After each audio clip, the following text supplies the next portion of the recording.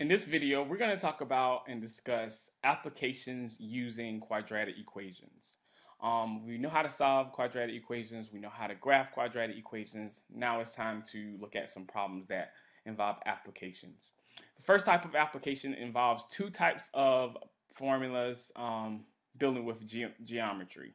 The first formula is the area of a rectangle. All right.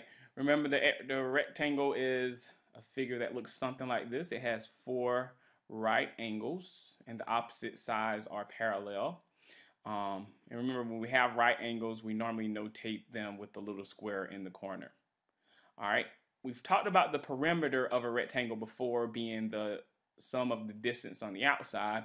When we talk about area, we're talking about the actual amount of space that it takes up. And the way we calculate the area of a rectangle is to do its length times its width. And so I use the formula A, which stands for area, equals L times W, or length times width. All right, some people say area equals the base times the height. So instead of calling this the width and this the length, some people may call this the height, and some people may call this the base. But same thing happens, right? If you want to find the area, just find those length and width, or base and height, multiply them together, and that'll give you the whole area that is taken up in this rectangle here. All right, we're going to do the same thing for a triangle, and I'm going to draw a special triangle. For instance, I'm going to draw a right triangle here, and this is going to hold for any triangle as long as I know the base and the height of that triangle. And notice the height is always built perpendicular or drawn perpendicular to the base. The area is going to be equal to half the base times the height. And the way this formula works is if you think of an actual rectangle, like I'm going to make this a rectangle instead of it being right? Well, if I want the area of this triangle right here, and this entire side is my base and this entire side is my height, well, if I multiply the base and the height, that will be the same thing as the area of a rectangle. And so since the triangle is half of that rectangle, that's why we have this 1/2 in front of it. So the area of a triangle is 1/2 the base times the height. All right, let's look at some examples where we use these formulas. Example 1, it says the length of a rectangle is 7 inches less than 3 times the width. If the area of the rectangle is 40 square inches, find the length and the width of the rectangle. All right. And so we're talking about a rectangle here. And so the first thing that we actually know is that we're going to be using the formula A equals L times W. All right. Of course, when we're dealing with these types of problems, we don't want all these variables because we want to solve for one of them. All right. And so I'm going to come off to the side and I'm going to try to write an expression for L, W, and A, my area. All right. Those are my variables for my formula. I can't use all of them in the formula while I'm solving. And so I'm going to read the problem to try to pick out or make an algebraic expression related to them. Let's go to this first sentence. It says the length is 7 inches less than 3 times the width. All right. They're telling us the length as if we already know the width. That's a sign that my width is going to be the variable that I'm going to be using. And so I'm going to keep W the same. All right. Now that I know that the length is 7 inches less than 3 times the width, well, I take 3 times the width, and if I want 7 less than that, I just subtract off 7 from it. And so I get my variable expression 3W minus 7 for my length. All right, the next sentence gives us the area. It says if the area of the rectangle is 40 square inches, well, they're telling us exactly what the area equals. That's 40. Then I have an expression for each piece of this formula here, A equals L times W. And so I'm going to substitute those expressions in. With A, I'm going to put 40, which is a constant. L, 3W minus 7, and W stays W. And now, if you think about it, you can distribute this W to both of these terms right here. And I get the equation 40 equals 3W squared minus 7W. This is a quadratic equation, which we already know how to solve. I'm going to get everything on one side set equal to 0. That means we subtract 40 from both sides. When I subtract 40, I get 0 equals 3W squared minus 7W minus 40. All right. And again, since we already know how to solve this, we can use any of the methods. I'll go ahead and help you out a little bit here. We can solve this by factoring. So I'm going to factor both of these. I'm going to put And once you factor, whatever method you use, you're going to end up with 3w plus 8 times w minus 5. Now that we have this in factor form, we have two things that multiply together to give us 0. Let's just set them both equal to 0, right? And then solve for w. And so I get these two equations here. If I subtract 8 from both sides, I get 3w equals negative 8. And if I divide both sides by 3, I get w equals negative 8/3. All right, for my other equation, if I add 5 to both sides, I'll get that w equals 5. And so what I have here is I have two solutions, actually. All right, my width equals negative 8/3 inches and positive 5 inches. Now, one of those don't make sense, and it is this negative 8/3. When we're talking about actual real life, a width, it can't be negative. Excuse that. And so since that can't be negative, then my only solution is w equals 5. So now I know that my width is 5 inches. All right, now I need to find my length, which will help me finish the problem. Well, I have this expression here that my length is 3 times w minus 7. And so if I want to find my length, all I do is put the 5 in for w. So I get 3 times 5 minus 7. And that equals 8 inches. And so I got a width of 5 inches and a length of 8 inches. Let's look at another example. It says the base of a triangle is 2 inches longer than 3 times its width. If the area of the triangle is 60 square inches, find the base and the height. This problem has the same exact flavor as the last problem that we just got, right? Except this time we're talking about a triangle, all right? Our formula for the area of a triangle is 1/2 the base times the height. And so what I'm going to do is I'm going to come up with an expression for my base, my height, and my area, and I'm going to substitute it so I can get this equation in terms of one variable. All right? Starting with that first sentence, the base is 2 inches longer than the height. They're giving us our base as if we know the height. And so I'm going to let h represent height. It's going to stay the same. And now I can use this first sentence to help me write the base of my triangle. All right? It's 2 inches longer than 3 times the height. So I've got to triple my height and do 3 times my height. And if I want 2 inches longer than that, I have to add 2. All right? The next sentence gives us the area is 60 square inches. All right? And so I'm going to put 60 for my area, and now I have an expression for each of these variables here. So I'm going to substitute them into my equation. I get 60 equals 1/2 times 3h plus 2 times h. And this is the equation that I'm going to solve. Now, this equation has a fraction in it. And so one thing that we can do when we're dealing with fractions is we can clear the fractions by multiplying by that denominator. So I'm going to multiply both sides by 2. All right, remember you have to do it to both sides if you want to clear your fractions. I get 120 equals, these 2's cancel here, and I'm left with that 3h plus 2 times h. Of course, you can use your distributive property, and we'll get 120 equals 3h squared plus 2h. Of course, this is a quadratic equation. Again, we can solve this by getting everything on one side and either factoring or using the quadratic formula. I'm going to get everything on one side by subtracting 120 from both sides. When I subtract 120 from both sides, I'll get 0 equals 3h squared plus 2h minus 120. All right, now if I look at this, you can try to factor this. It can be factored. You can go through the process, or you can use your quadratic formula. I'm going to start by using the quadratic formula. I'm just going to write it out, and I'll tell you what the answer is. I'll allow you to work through the simplifying, right? But we have negative b. My b here is 2, so I'm going to have a negative 2 plus or minus the square root of b squared minus 4 times a, which is 3, times c, which is negative 120. Remember to put that negative with the 120. All over 2 times a, which is that. All right. Once you simplify this, you're going to get two solutions. You're going to get that h equals 6, or you're going to get a solution h equals negative 40 over 6, and I didn't simplify it. That's how you will see it in the formula once you simplify. And actually, I'm not going to simplify that one because that one tells me that my height is equal to a negative value when we already know that we can't have a negative value for height, all right? And so that tells me that my height here, my only height, is going to be 6 inches. And if I want to find my base, right, I'm going to use this formula up here for base being equal to 3h plus 2. And so I have my base equals 3 times 6 plus 2, which equals 20 inches. And those will make up my solutions. All right, so that's dealing with area.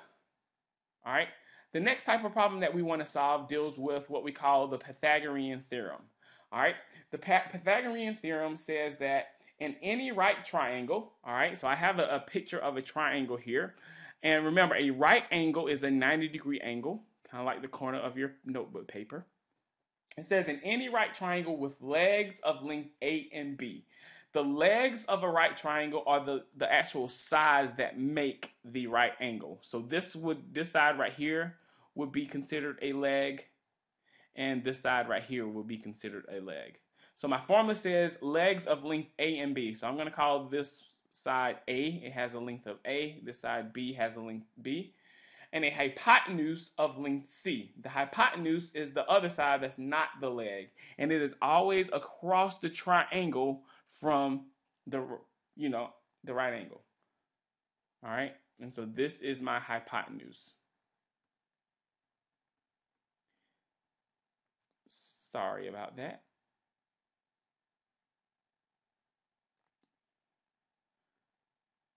All right, so in any triangle with legs of length A and B and hypotenuse C, then I know for a fact that if I square A and I add it to the square of B, so we have A squared plus B squared, it is going to equal C squared. All right, that's the relationship between the side lengths of a right triangle, of the sides of a triangle. And so what we're going to do here is we're going to look at this problem here. It says a right triangle has a hypotenuse that measures 12 inches, and one of its legs is 10 inches long.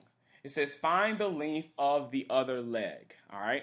And so they give us information about the hypotenuse. They're telling us that the hypotenuse is 12 inches, and one of the legs is 10 inches. Let's just say I call this one right here B being 10 inches.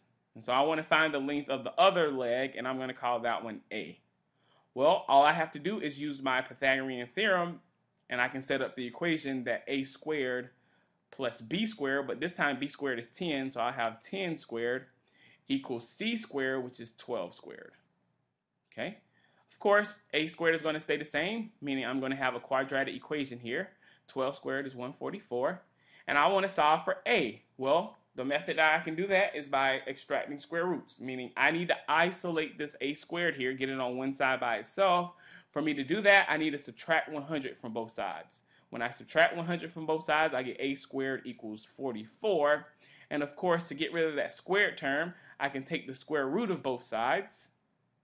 And I have A equals plus or minus the square root of 44. All right? Now, when I have a problem where I'm dealing with side lengths, 9 times out of 10, I'm not going to leave it like this because I want to be able to express that as something that we can actually visualize. It's hard to visualize the square root of 44, and so I'm going to change it to a decimal. Another thing here is that when we're dealing with side lengths, we know for a fact that we're never going to deal with the negative. So although I put that plus or minus when I take the square root of a variable equation, I don't need the negative here. And so my solution, if I want to write my solution, put square root of 44 into your calculator, and that would be approximately 6.63 inches. And so that will be my solution that I will use for the side length A. All right, let's go to a little more complicated example, and this one is more real world related. It says a 15-foot ladder is leaning against the wall. If the distance between the base of the ladder and the wall is 3 feet less than the height of the top of the ladder on the wall, how high up the wall does the ladder reach? All right.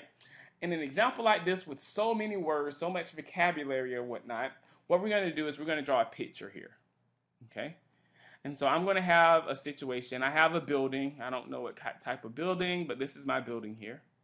All right, it has some windows and stuff like that. It has a door, and you don't need all that. But there it is. And I have a ladder that's leaning against the wall.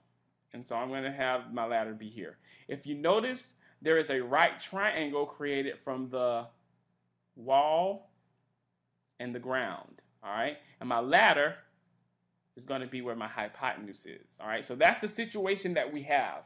All right, now they give us some information here. It says if the distance between the base of the ladder and the wall, right? They're talking about this yellow highlighted distance right here, the base of the ladder and the wall. They're telling us that that distance is 3 feet less than the height of the top of the ladder on the wall. And the height of my top of my ladder on the wall is this green distance here.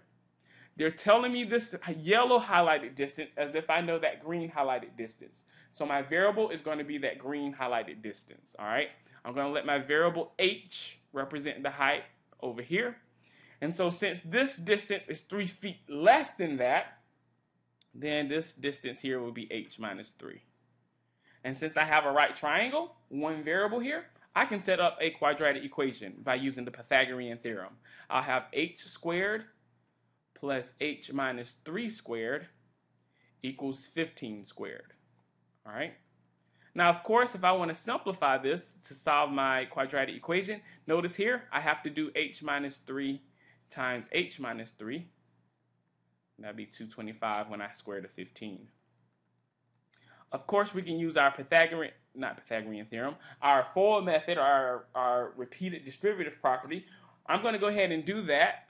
I'll let you simplify it, but once you simplify it, you're going to get h squared minus 6h plus 9 equals 225.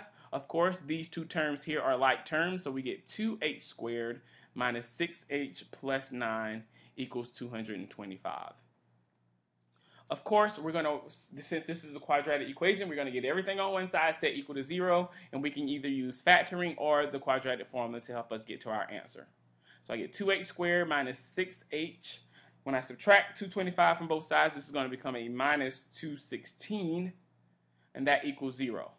One thing that might be helpful is if you notice, all of these have a greatest common factor of 2. So I can divide out by that greatest common factor so that when I factor or use my quadratic formula, my values won't be as big. So I get h squared minus 3h minus 108 equals 0. And this was one that we can factor. So I'm going to go ahead and factor instead of using my quadratic formula. If you wanted to, you can use the quadratic formula. And so that's going to be an h minus 12 times an h plus 9. I have two things multiplied together equal to 0, so I'm going to set both of them equal to 0 and solve for h.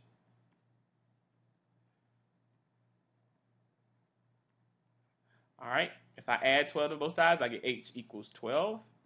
And if I subtract 9 from both sides, I'll get h equals negative 9. Of course, h equals negative 9 is not going to be a part of my solution. I don't want a negative height. And so since h equals 12, I'm going to go back to my picture. So I know that this side length is 12. And if I wanted to know this side length, it'd be 12 minus 3, which is 9. All right. But to answer the question, it says, how high up the wall does the ladder reach? Well, my ladder reaches the distance h, so my answer would be 12 feet. 12 feet. All right, we're going to look at one more example, and this one is not related to any of the problems that we just did. It is the projectile motion type problem that we sort of looked at before, but we didn't look at too deeply. All right, we looked at, but we want to review. It says a girl throws a rock upward with an initial velocity of 32 feet per second. It says the height of the rock in feet after t seconds is given by the function h of t equals negative 16t squared plus 32t plus 5. What is the maximum height the rock reaches? All right. Remember, when we're doing these projectile motion problems, all right, you can think of your xy plane. And so a girl is going to be throwing a rock, and instead of using x and y, we use t and h. All right, or h and t, h of t.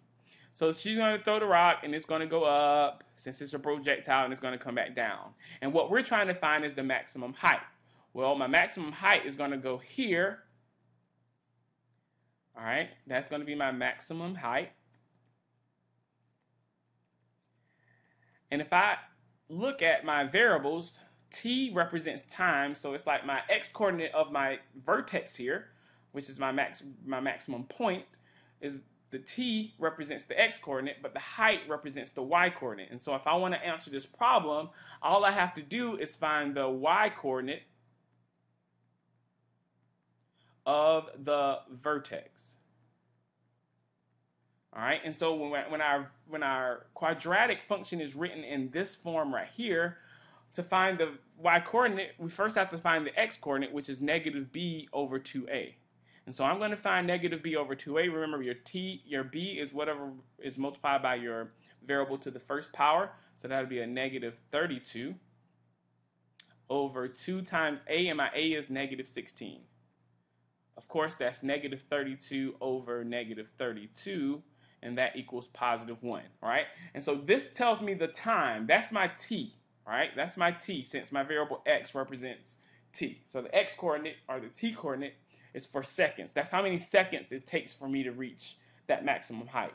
But I want to know the actual maximum height. And so what I have to do is I have to plug in that t, or that x-coordinate of that point, into my function, and that'll give me the y-coordinate, right? So I have a negative 16 times 1 squared plus 32 times 1 plus 5, right? Of course, we can simplify that. That's negative 16 plus 32 plus 5, and that equals 21. So my maximum height that the rock reaches is 21 feet. 21 feet. All right, and that concludes our study of the applications of quadratic functions.